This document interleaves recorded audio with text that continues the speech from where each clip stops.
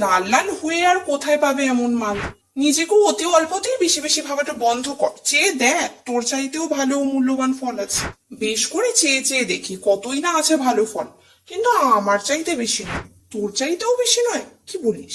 বেশিরভাগই তো দেখি রঙে আমার মতো মোটেও না। তোর মতো হবে কি করে? স্ট্রবেরি আর অন্যান্য ফল কি এক? আমার রূপের ঝলকে এক একটা ডিজার্ট রাজকীয় সাজে বয়ে ওঠে। নিজের অহংয়ে এ কথাই ভুলে গিয়েছিস তোর চাইতেও বেশি লোকে আমাকে ভালোবাসে। মূল্যপ্রিয় ফল আমি, তোর মতো কম মূল্যের দাস নই। কম মূল্যের দাস আমি নই।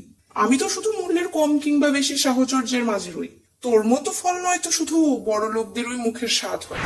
সেই আগেকার ছোট লোক আজ আর ছোট লোক নেই, তারাও এখন বেশ টাকাওয়ালা। তাই এফোর্ড তো এখন সকলেই করে।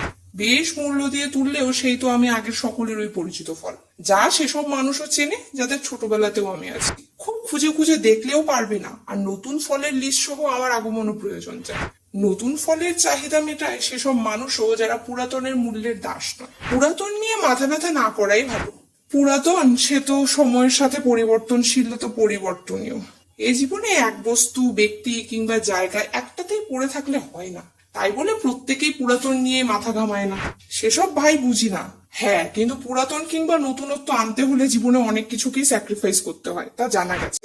Please like, comment, share and subscribe.